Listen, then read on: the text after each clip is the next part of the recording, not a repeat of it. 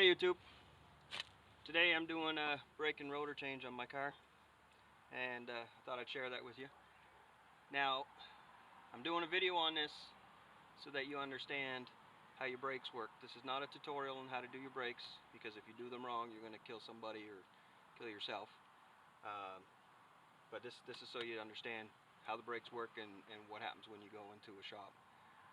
And then if you know, then you're going to be able to protect yourself from the less honest people out there. So I've taken the tire off, and to speed up things I've also loosened all the bolts to keep it a family video. Alright, so here's your rotor, here's your brake caliper, this is your strut, and all this is here is part of your brake system. So this caliper, what it does is, on this housing here, it just slides back and forth. This here is the piston pushes, and this will slide back and forth, and that's how it works. This part of the brakes don't move, it's just the ones in the back, and then when you let go of the brake it just lets go a little bit, and then the rotor spins inside. So your brake pads,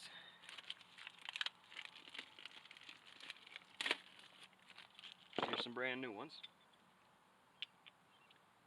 look like that. Now this metal tab here is called a squealer.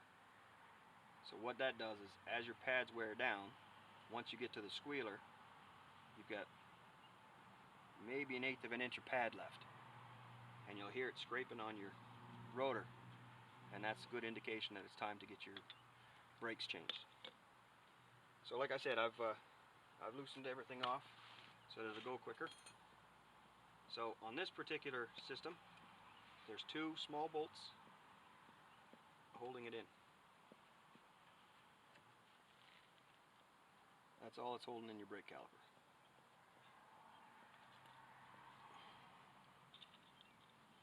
And then the brake caliper comes off sometimes you get it motivated a bit.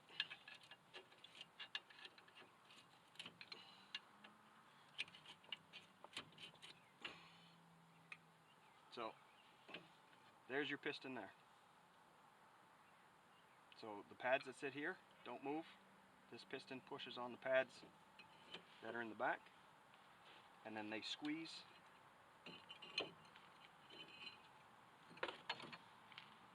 I'll over explain this a little bit. So what they'll do is they squeeze here onto your rotor, and that friction is what slows you down. So I don't know if it'll show on the picture, but there's quite a set of grooves in here, and there's not much before the squealer there. So the main reason that I'm changing these is because my rotors were thumping something fierce, and they were worse than I thought, and I'll show you that in a second.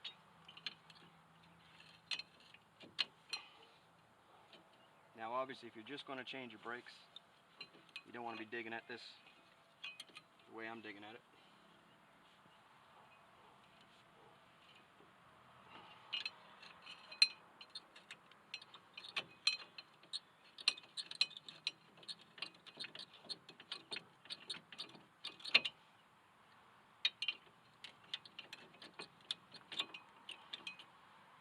And sometimes you'll buy brand new brakes and they'll squeal a little bit. Now these brakes have built-in bumps on them, so that should help. On my old style brakes, they had a little metal plate, and then that would stop the as you're trying to touch your brakes.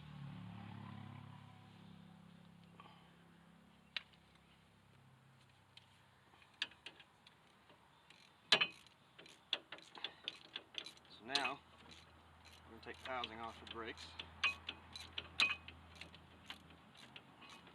These bolts are a little bit bigger.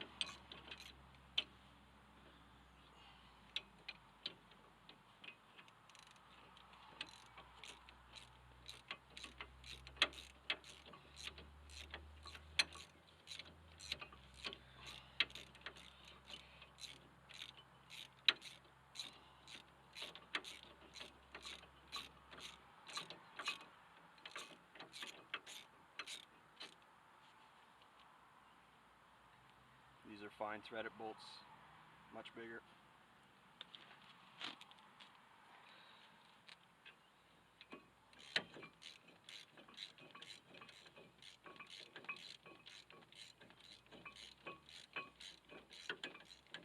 Now the smaller bolts that will hold your caliper on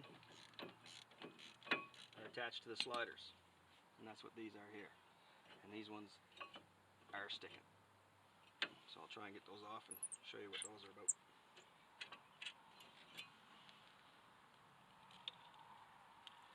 So sliders here. These ones have taken a bit of a beating. So this is all they do. This is literally all they do. And that's what allows your caliper to tighten and loosen. So these aren't actually too bad on the inside, just a little rough on the edges. A lot of times when you get them down, because they've been lubed, it acts as suction. So these ones are actually pretty good.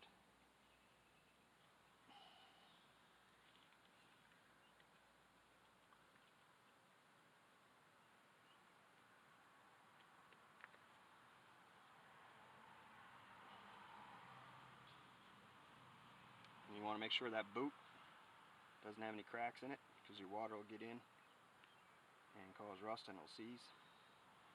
And then you also have these little plates on here. I think they're stainless steel, and that's what your brake pads slide on.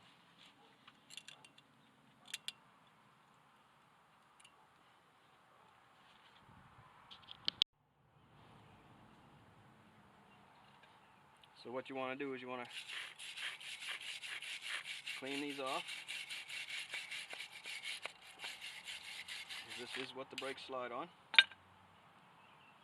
And then I'll generally pop them off and clean where they sit, because what happens is the rust grows up inside of these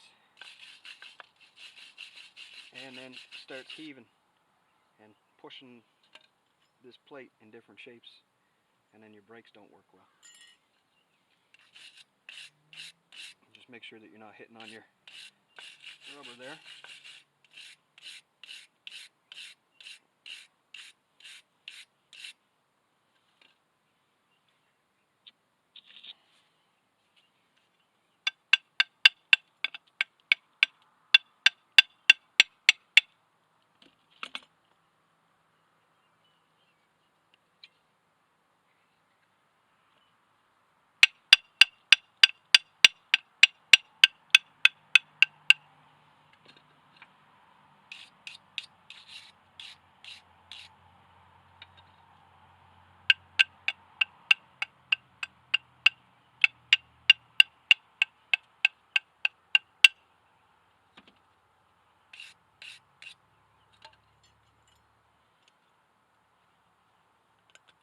And then that fits back in there nicely.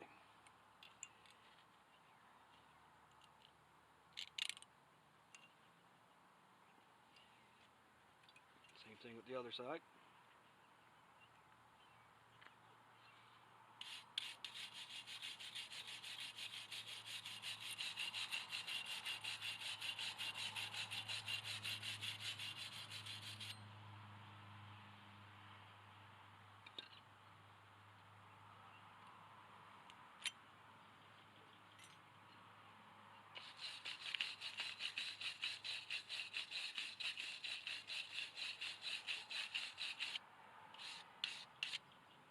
Now you can do this with a wire wheel, but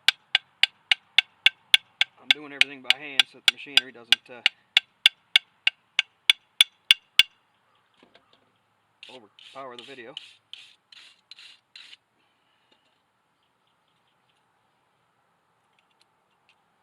And then this has a tab that fits down in there, and then tabs to fit in the side.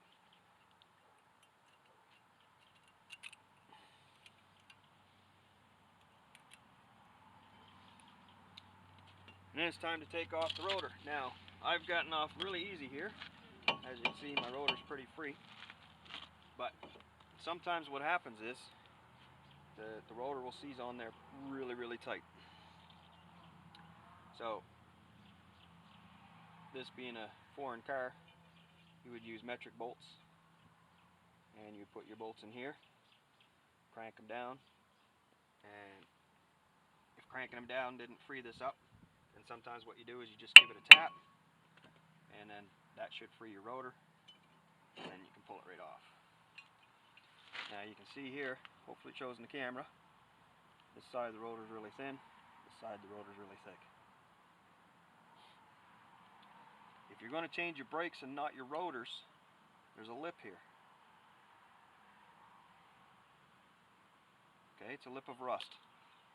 What you want to do is knock that off.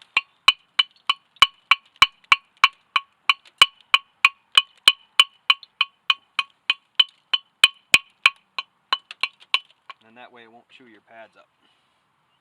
Right? And that's what they do in the dealerships. Mind you, most of the time they try to upsell your rotors. But once they get to that point, it's not a bad idea to change them anyway. So with the new rotor, before we do anything, we'll double check and make sure it fits.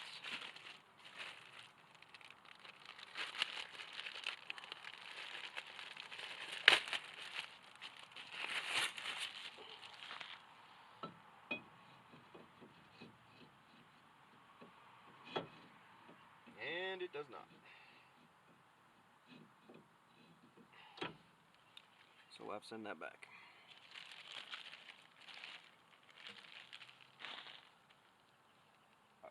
I was iffy on whether or not it was the right one, because you'll see here it's got a screw hole. So sometimes what they'll do to hold the rotor in is you put your rotor in place and you drive a screw in there. Now if you're going to take your rotors off, pretty much the only way to get that screw off is to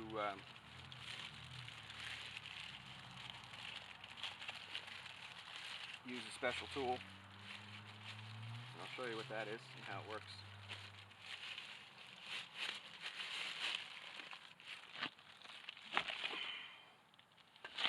Match up so the pads are right, the rotors are wrong. So unfortunately I got to deal with this for a little bit longer.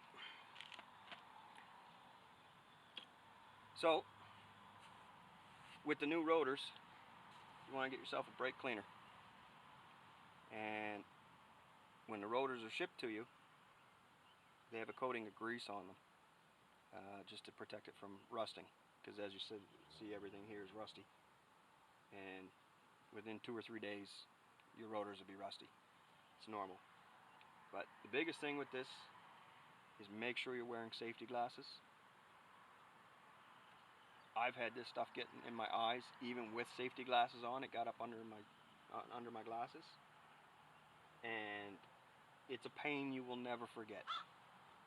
So just make sure you use your safety glasses. So what you do is you spray your whole rotor, wipe it down. I'll use my old one.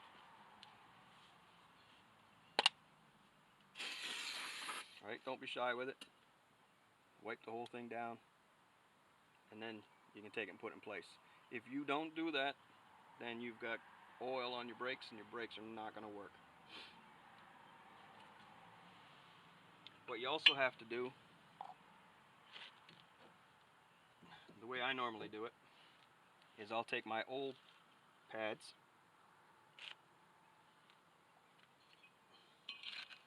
I'll put my old pad here, and then you can use a C-clamp or one of those vice grips that welders use, and you want to push your piston back. Okay? That'll give you the space for the new pads, because you see the difference here between the new pads and the old pads. The new pads are about twice as thick, and these pads aren't even worn down all the way yet, and it's already almost twice as thick. So you'll need that extra space. You push your piston back. On some cars you have to have a special tool where you actually screw your piston back.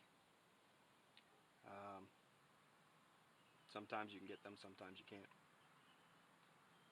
But that's the brake job for today. Now I'm just going to put her all back together. The most important thing to remember when you're done your brake job, before you do anything else, hop in your car and pump the brake a couple of times. Because if you push that piston back,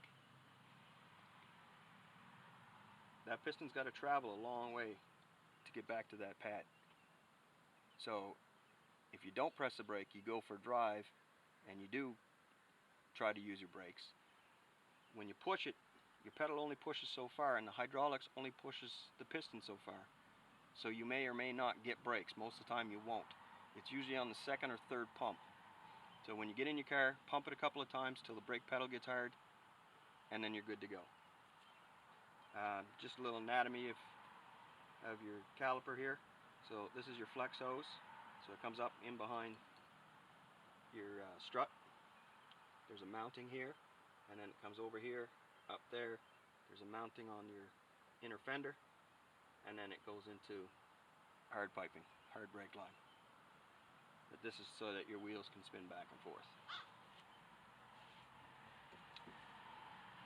There's a banjo bolt. So there'll be a washer here, a washer there. Your fluid comes down here and around this here, and then pushes into your piston. So that banjo bolt has a hole in it so that it pushes through. And this is your bleed screw. When you change your brakes, it's good to free up that bleed screw, because a lot of times it's not touched until there's something wrong with your brakes, and then you're going to have to change your caliper because that bleed screw likes to seize in there solid, right? So if you crack the bleed screw and it trips a little bit, close it up, you should be alright. But if you're not comfortable doing that, that's not something you really want to get into, because if you've got air in your lines, your air will compress and your brakes won't work. Right? So again, like I said, this isn't a how-to. This is a what's what. Right? So often you want that lead. Normally when you go to a shop, especially those quick ones, they put your pads on. They don't do anything else. Good to go. And that gets neglected. Put your dust cap back on so that you don't get rust all the way down through, because this has a hole all the way through and then two holes at the bottom. Okay, so you want to make sure your dust cap's back on. When I do change my brakes, got brand new pads. Your one with the squealer goes to the back, and then the other one goes to the front. But if you rub your finger on them, you'll find that really, really rough. And sometimes what happens is that'll get on your rotor and chew them up right away. So it's good to smooth them out a little bit and then install them. Now I'm not going to install these until I have my new rotors, because my old rotors will chew these up. So just going to put it back the way it was for now until I get the right rotors, and I'll change them up. So when I get to the back brakes, those are drums and shoes. I'll show you how that works. So thanks for watching. Don't forget to like, subscribe, share, and comment, and we'll see you next time. Okay, so we're back. We've got the right rotors now. So we're going to put this back together. I'm just going to clean up the hub here a little bit.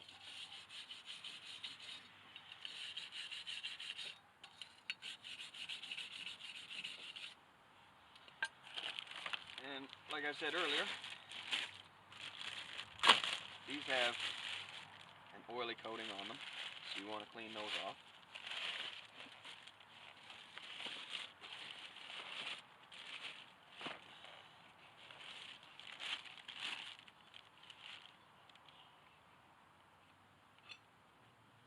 Don't forget your safety glasses. This stuff hurts so bad you can't even imagine.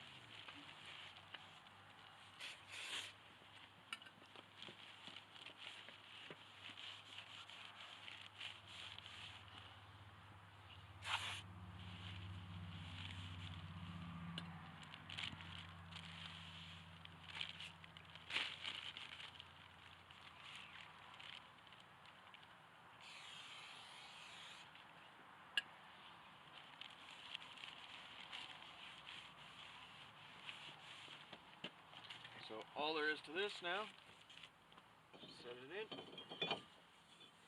Now some people will put a lubricant on the back so that they don't rust together. I'm not suggesting that. It's like saying some people do. And then we have to put this back on. Now this one here, the way it goes is it sits on the inside. Okay? Try to put it on the outside, it won't work. That goes on the inside. Put your 2 bolts there.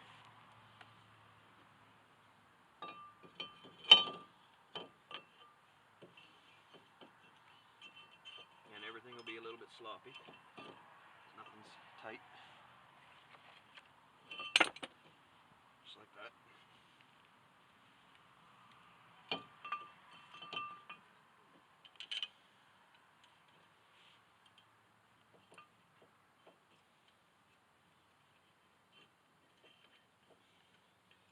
Starting to rain a little bit here, so hopefully we'll get through this before the rain starts.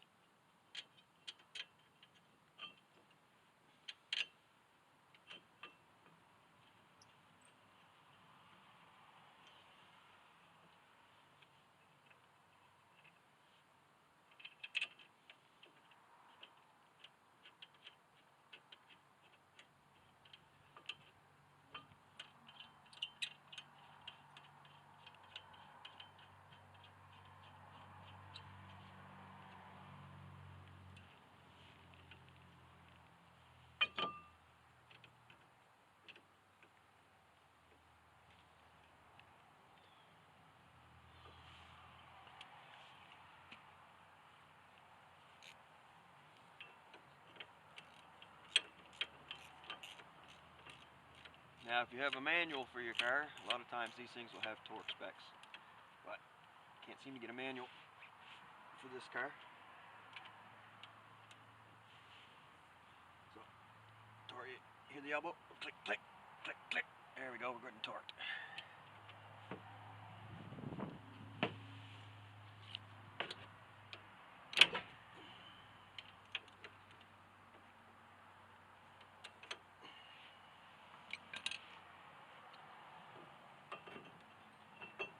Now, you see that the piston's out. So we're going to bring the piston back in.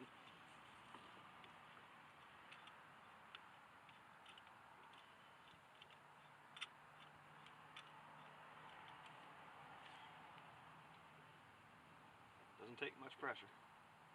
Just take your time.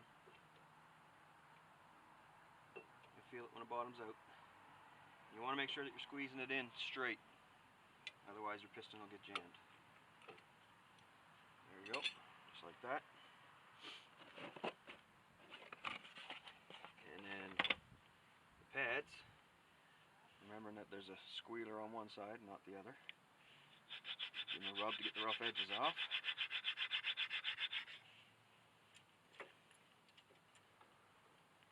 Now sometimes you'll find that new ones are hard to get on. These ones aren't so far.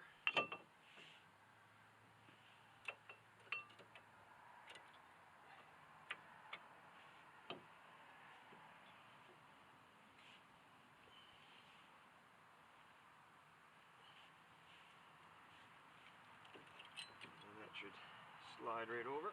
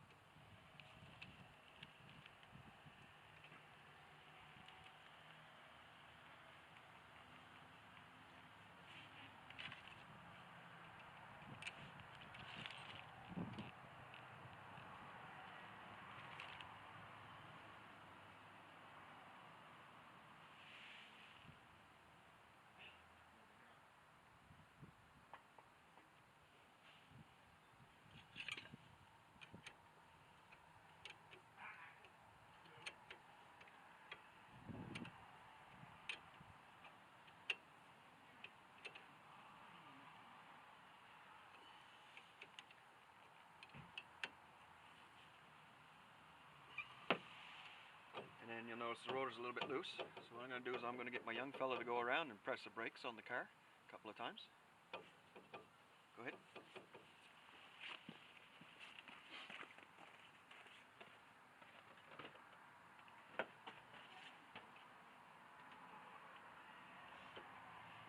that just straightened right up. Do it again. Did it get hard? Yep. Okay, come on out.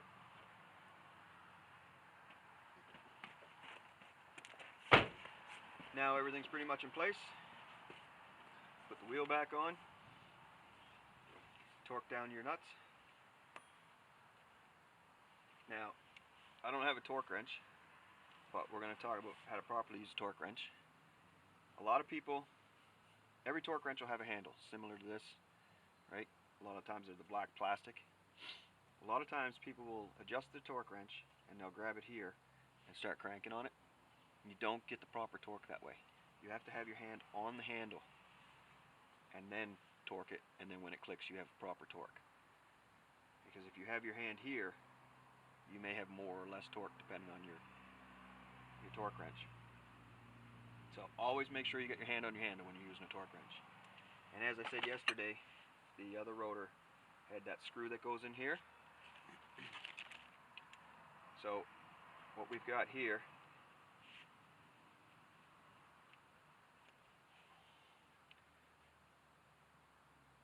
I've lost the name.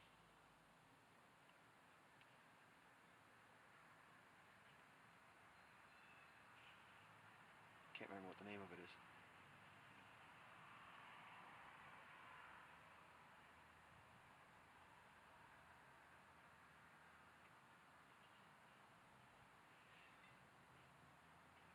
This here is called an impact driver. And the reason it's called an impact driver is you have your screwdriver tip on there, and it will go in the screw hole. And what happens is when you hit the back of that, it twists. See? So what it does is it forces the screwdriver part to turn a certain way.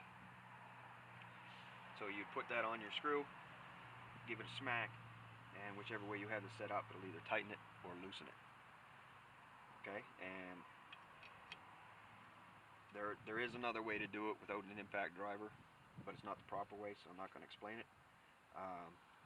But the impact driver is the way to go. And you want a relatively heavy hammer. You don't need a 5-pound maul or anything, but you want a good heavy ball peen hammer. And you put her on there and you give her a smack, and that'll either free up the screw or snap it in half, but usually it frees it up. Okay, so this is disc brake exchange with the rotors. So now you know roughly what's entailed in it. Like I said, this is a video on what you would expect and what happens when you take it to the garage. This is not a how-to video. I'm not a licensed mechanic, but this will give you a rough idea. Okay? Thanks for watching. Don't forget to like, subscribe, share, and comment, and we'll see you next time.